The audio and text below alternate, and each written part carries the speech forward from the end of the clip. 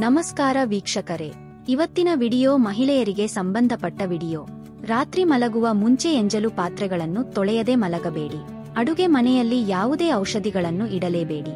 ಅಡುಗೆ ಕೋಣೆಯ ಒಳಗೆ ಚಪ್ಪಲಿ ಹಾಕಿಕೊಂಡು ಹೋಗಬೇಡಿ.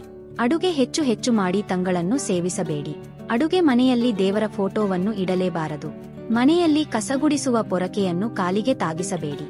ಪೊರಕೆ ಹಳೆಯದಾದರೆ ಗುರುವಾರ ಮತ್ತು ಶುಕ್ರವಾರ ಮನೆಯಿಂದ ಹೊರಗೆ ಹಾಕಬೇಡಿ. ವಾಸ್ತುಶಾಸ್ತ್ರದ ಪ್ರಕಾರ ಪೊರಕೆ ಲಕ್ಷ್ಮಿ ಸ್ವರೂಪವಾಗಿದೆ. ಮಹಿಳೆಯರು ಅಡುಗೆ ಕೋಣೆಯನ್ನು ಸ್ವಚ್ಛವಾಗಿ ಇಟ್ಟುಕೊಳ್ಳಿ.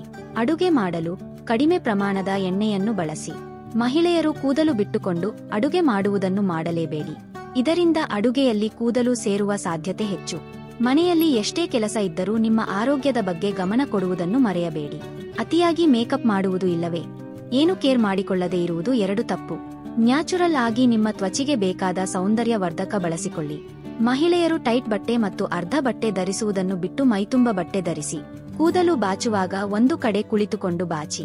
ಮಹಿಳೆಯರು ನೈಲ್ ಪಾಲಿಶ್ ಹಾಕುವುದನ್ನು ಕಡಿಮೆ ಮಾಡಿ. ಇದು ಗರ್ಭಕೋಶಕ್ಕೆ ಹಾನಿ ಉಂಟು ಮಾಡುತ್ತದೆ. ಮಹಿಳೆಯರು ರಾತ್ರಿ ಮಲಗುವಾಗ ಯಾವುದೇ ಕಾರಣಕ್ಕೂ ಟೈಟ್ ಬ್ರಾ ಧರಿಸಬೇಡಿ. ಇದರಿಂದ ರಕ್ತದ ಹರಿವು ಸರಾಗವಾಗಿ ಆಗುವುದಿಲ್ಲ. ಇದರಿಂದ ಆರೋಗ್ಯಕ್ಕೆ ಬಹಳ ಹಾನಿ. ಟೈಟ್ ಬ್ರಾ ಧರಿಸುವುದರಿಂದ ನಿಮ್ಮ ಹೊಟ್ಟೆಯ ಮೇಲ್ಭಾಗದಲ್ಲಿ ಸುತ್ತಲೂ ಅಲರ್ಜಿ ಉಂಟಾಗಬಹುದು. ಮಹಿಳೆಯರು ಮುಟ್ಟಿನ ಸಮಯದಲ್ಲಿ ಮಸಾಲೆ ಪದಾರ್ಥಗಳನ್ನು ಸೇವಿಸಬೇಡಿ.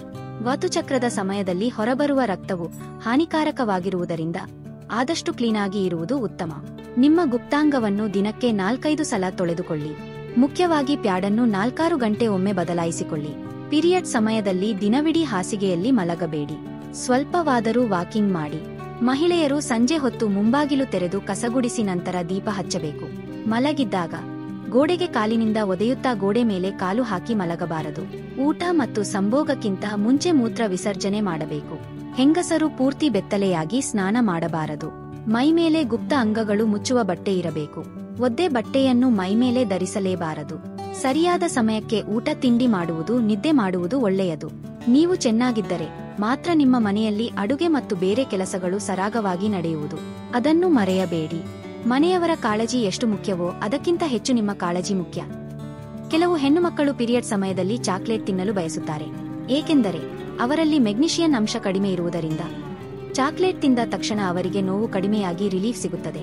ಚಾಕ್ಲೇಟ್ನಲ್ಲಿ ಮೆಗ್ನೀಷಿಯಂ ಅಂಶ ಹೆಚ್ಚಾಗಿ ಇರುವುದರಿಂದ ಇದು ನೋವು ಕಡಿಮೆ ಮಾಡಲು ಸಹಾಯ ಮಾಡುತ್ತದೆ.